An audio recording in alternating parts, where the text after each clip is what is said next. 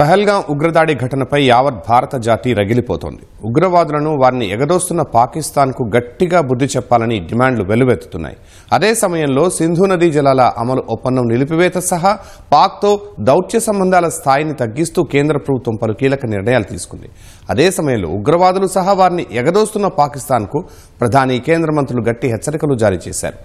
ఉగ్రవాదులు ఎక్కడ నక్కినా వెతికి మరీ శిక్షిస్తామని, వారికి మద్దతిస్తున్న వారికి కలలో కూడా ఊహించని విధంగా కఠిన శిక్ష విధిస్తామని అల్టిమేటం జారీ చేశారు. మరి జరుగుతున్న పరిణామాలు, ప్రభుత్వాధినేతల ప్రకటనలు దేనికి సంకేతం? గతంలో ఉగ్రదాడులు జరిగినప్పుడు నిర్వహించిన మెరుపు దాడుల తరహాలోనే ప్రభుత్వం ఏదైనా నిర్ణయం తీసుకోనుందా? ఒకవేళ మెరుపు దాడులు జరిగితే ఎలాంటి పరిణామాలకు ఆస్కారం ఉంది?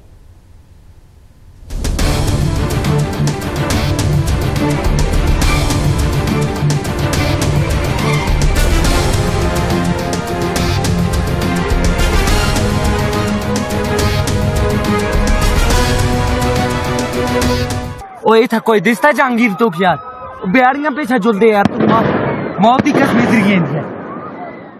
భారత్లో జరిగే ప్రతి ఉగ్రదాడి వెనుక ఉండేది పాకిస్తాన్ హస్తమే. ఆర్థిక కష్టాలు వెక్కిరిస్తున్నా, ప్రజలు తిండి ఉద్యోగాల కోసం అల్లాడుతున్నా అవేవీ పట్టించుకోకుండా భారత్ను ఎల్లప్పుడూ అస్థిరపరచడమే పాక్ పాలకుల లక్ష్యం. భారత్ చేతిలో ఎన్నిసార్లు చావుదెబ్బ తిన్నా పాక్ది ఎప్పుడూ వంకర బుద్ధే. మంగళవారం జమ్మూ కశ్మీర్లోని పహల్గాంలో జరిగిన ఉగ్ర ఘటనలోనూ వేళ్లన్నీ పాక్ వైపే చూపిస్తున్నాయి. పాకిస్తాన్ అండతో ఏర్పాటైన ఉగ్ర సంస్థ ది రెసిస్టెన్స్ ఫోర్స్ తామే ఈ దాడి చేసినట్లు ప్రకటించుకుంది కూడా. దాడిలో పాక్ పాత్ర స్పష్టంగా వెల్లడైన నేపథ్యంలో కేంద్రం కూడా చర్యలు ఆరంభించింది. సింధు నదీ జలాల ఒప్పందం నిలిపివేత సహా పాకిస్తాన్తో దౌత్య సంబంధాల స్థాయిని తగ్గిస్తూ కేంద్ర ప్రభుత్వం 5 కీలక నిర్ణయాలు తీసుకుంది. అయితే కేంద్ర ప్రభుత్వం ఈ నిర్ణయాలతోనే ఆగిపోతుందా, లేక మరేదైనా సంచలన నిర్ణయం తీసుకుంటుందా అనే ఉత్కంఠ నెలకొంది.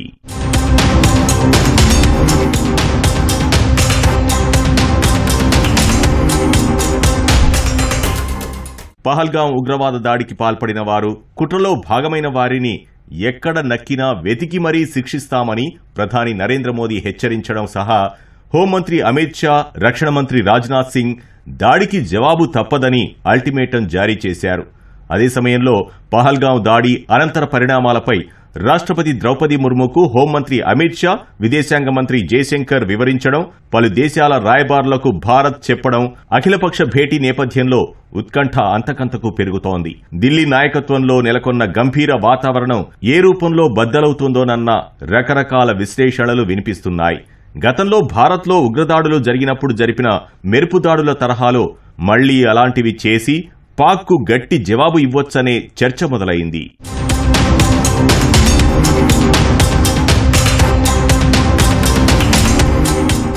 పహల్గాం దాడి నేపథ్యంలో భద్రతా బలగాలు కూడా అప్రమత్తమవుతున్నాయి. తాజాగా విమానవాహక నౌక ఐఎన్ఎస్ విక్రాంత్ అరేబియా సముద్రంలోకి వచ్చింది. ఉపగ్రహ ఛాయాచిత్రాలు దీన్ని ధృవీకరించాయి. ప్రస్తుతం కార్వార్ పోర్ట్ సమీపంలో ఇది గస్తీ కాస్తోంది. కానీ కొన్ని వారాల ముందే అనుకున్న ప్రణాళిక ప్రకారం దీని మోహరింపు జరిగిందని చెబుతున్న పహల్గాం దాడి వేళ ఈ సమాచారం బయటకు వచ్చింది. అటు పహల్గాం దాడి వేళ అప్రమత్తంగా ఉండాలని కేంద్రం భద్రతా దళాలకు సూచించిన నేపథ్యంలో ఆ మేరకు అవి సిద్ధమయ్యాయి. ఎలాంటి పరిణామాన్నైనా ఎదుర్కొనేలా సంసిద్ధంగా ఉన్నాయి.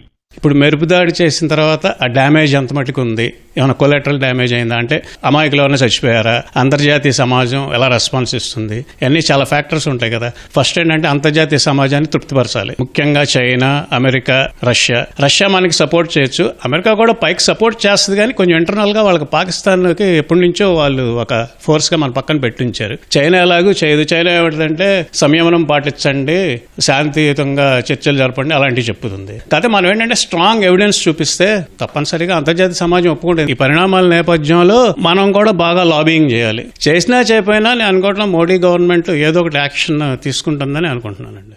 గతంలో ఉగ్రవాద దాడులు జరిగినప్పుడు 2 సందర్భాల్లో భారత్ పాక్ పై మెరుపు దాడులు చేసింది. 2016 సెప్టెంబర్ 18న సాయుధులైన 4 ఉగ్రవాదులు నియంత్రణ రేఖకు సమీపంలోని ఉరీలో ఉన్న భారత సైనిక బ్రిగేడ్ హెడ్ క్వార్టర్స్ పై దాడి చేశారు. 3 నిమిషాల్లో 17 గ్రెనేడ్లు విసిరారు. అడ్మినిస్ట్రేటివ్ బేస్ క్యాంప్లో మంటలు చెలరేగడంతో అప్పటికప్పుడు 17 మంది సైనిక అధికారులు, సైనికులు అమరులయ్యారు. చికిత్స పొందుతూ మరో 2 సైనికులు అసువులు బాశారు. ఉగ్ర సంస్థ లష్కరే తోయిబా ఈ దాడి తామే చేశామని ప్రకటించుకుంది. ఈ దాడిని అత్యంత తీవ్రంగా పరిగణించిన కేంద్ర ప్రభుత్వం ప్రతీకార దాడులకు వ్యూహరచన చేసింది. ఉగ్రవాద స్థావరాల గురించి ఆరా తీసిన కేంద్రం వారు పాకిస్తాన్ ఆక్రమిత కశ్మీర్లో తలదాచుకున్నట్లు గుర్తించింది. తర్వాత పక్కా ప్రణాళికతో సెప్టెంబర్ 29న భారత కమాండోలు నియంత్రణ రేఖను దాటి వెళ్లి పీఓకేలో ఉగ్రవాద శిబిరాలపై మెరుపు దాడులు చేశారు. ఈ దాడుల్లో 19 మంది ఉగ్రవాదులు హతమయ్యారు. అయితే ఈ సంఖ్య 70 వరకు ఉండవచ్చని కూడా వార్తలొచ్చాయి. అప్పటి వరకు భారత్ అలాంటి దాడి నిర్వహించడం అదే తొలిసారి. ఉరీ ఉగ్రవాద దాడి ఘటన తర్వాత భారత భద్రతా బలగాలను లక్ష్యంగా చేసుకుని పాక్ ప్రేరేపిత ఉగ్రవాదులు జరిపిన అతిపెద్ద దుశ్చర్య 2019 పుల్వామా ఘటన.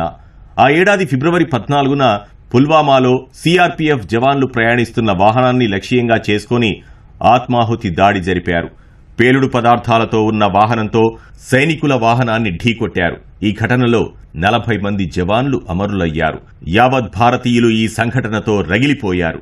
ఆ సమయంలో కూడా భారత్ మెరుపుదాడులు జరిపింది. తగిన వ్యూహరచన చేసి ఏకంగా పాక్ భూభాగంలోకి వెళ్లి మరీ దాడి చేసింది. ఫిబ్రవరి 26న పాక్లోని బాలాకోట్లో గల జైషే మహ్మద్ ఉగ్ర స్థావరాలపై భారత వైమానిక దళం మెరుపుదాడి జరిపి బాంబుల వర్షం కురిపించింది. ఈ ఘటనలో పదుల సంఖ్యలో ముష్కర్లు హతమయ్యారు. భారత ప్రభుత్వం రియాక్షన్ చూస్తే చాలా స్ట్రాంగ్ గా ఉంది కాబట్టి జరిగే ఆస్కారం ఉంది. పీఓకే పుల్వామా స్ట్రైక్స్ అండ్ పీఓకేలో జరిగినాయి. ఇప్పుడు మెయిన్ ల్యాండ్ పాకిస్తాన్కి వెళ్తే డీప్ పెనట్రేషన్ స్ట్రైక్స్ అవి చేసే కెపాసిటీకి ఇండియాకు ఉందా లేదా? 2019 వరకు అయితే లేవు. అలా చేసే కెపాసిటీ నేవీ సీల్స్కి బ్రిటిష్ స్పెషల్ ఫోర్సెస్ ఉన్నాయి. SAS, SBS అని special air service, special boat services వాటికి ఉన్నాయి. ఒకవేళ ఏమన్నా ఈ 5 ఏళ్లలో భారత ప్రభుత్వం అలాంటి ఫోర్స్ ఏమైనా తయారు చేసిందా? కానీ ఏదో ఒకటి స్ట్రాంగ్ యాక్షన్ తీసుకునే అవకాశం అయితే ఉంది. ఎందుకంటే గవర్నమెంట్ రియాక్షన్ మరి ప్రజల్ని సాటిస్ఫై చేయాలి కదా. నేషనల్ వైడ్గా బాగా దాని మీద కొంచెం విషాద ఛాయలు అనుకున్నాయి. తప్పనిసరిగా ఉంటుందని అనుకుంటున్నాను నేను. బాలాకోట్ దాడి జరిగిన మరుసటి రోజు పాకిస్తాన్ వైమానిక దళం భారత్పై దాడికి ప్రయత్నించింది. అయితే దీన్ని భారత వాయుసేన తిప్పికొట్టింది. పాక్కు చెందిన F-16 యుద్ధ విమానం భారత్ వైపు దూసుకురాగా wing commander Abhinandan Vardhaman MiG-21 విమానంతో వెంబడించి దాన్ని నేలకూల్చారు. అదే సమయంలో ఆయన విమానం కూడా కూలిపోవడంతో పారాచూట్ సాయంతో కిందకు దూకగా పాక్ భూభాగంలో దిగారు. అభినందన్ను అదుపులోకి తీసుకున్న పాక్ జవాన్లు చిత్రహింసలు పెట్టారు. అయితే ఆయన్ను అప్పగించాలని భారత్ సహా అంతర్జాతీయ స్థాయిలో ఒత్తిడి రావడంతో పాక్ 3 రోజుల తర్వాత వాఘా సరిహద్దు వద్ద అభినందన్ను అప్పగించింది. గతంలో ఇలా భారత్ జరిపిన మెరుపు దాడులతో తగిలిన దెబ్బలను మరిచిపోని పాకిస్తాన్ పహల్గాం ఉగ్రఘటన తర్వాత అప్రమత్తమైనట్లు తెలిసింది. భారత్ మరోసారి మెరుపు దాడులు జరిపే అవకాశం ఉందనే భయంతో పాక్ తన యుద్ధ విమానాలను కరాచీ నుంచి ఉత్తరాన ఉన్న వైమానిక స్థావరాలకు తరలించినట్లు వార్తలొచ్చాయి. ఈ మేరకు ఎక్స్లో విమానాల ట్రాకింగ్ స్క్రీన్ షాట్లను నెటిజన్లు షేర్ చేశారు. వీటి ప్రకారం కరాచీలోని దక్షిణ ఎయిర్ కమాండ్ నుంచి ఉత్తర వైపుగా లాహోర్, రావల్పిండి సమీపంలోని స్థావరాల వైపుగా పాక్ ఎయిర్ ఫోర్స్ విమానాలు బయలుదేరుతున్నాయి. రావల్పిండిలో పాక్కు అత్యంత కీలకమైన నూర్ఖాన్ బేస్ ఉంది. ఇది భారత సరిహద్దు సమీపంలో ఉన్న స్థావరం. ఒక రవాణా విమానం, నిఘా కార్యకలాపాలు, వీఐపీలను తరలించేందుకు వాడే విమానం ఆ పోస్టుల్లో కనిపించాయి. గతంలో ఉగ్రవాద దాడులు జరిగిన సమయంలో భారత్ పాక్లోని ఉగ్రస్థావరాలపై మెరుపు దాడులు నిర్వహించిన నేపథ్యంలో పహల్గాం ఘటనకు ఎలా ప్రతీకారం తీర్చుకోనుందో అనే చర్చ ఆరంభమైంది. అయితే భారత్ గట్టిగానే ప్రతిస్పందించే అవకాశం ఉందని సైనిక చరిత్రకారుడు శ్రీనాథ్ రాఘవన్ అంచనా వేశారు. దీని ద్వారా భారత్లో ఉండి కార్యకలాపాలు నిర్వహిస్తున్న ఉగ్రవాదులకే కాకుండా పాక్లోని సూత్రధారులకు కూడా గట్టి జవాబు ఇవ్వవచ్చని తెలిపారు. విదేశీ విధానాల విశ్లేషకులు మైఖేల్ కుగెల్మెన్ కూడా పాకిస్తాన్కు భారత్ గట్టి జవాబే ఇచ్చే అవకాశం ఉందని అన్నారు.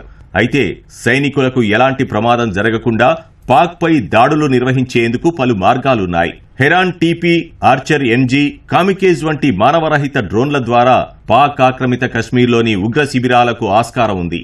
అయితే దీనికి పాక్ కూడా అలాగే ప్రతిస్పందించే ప్రమాదం కూడా ఉంది.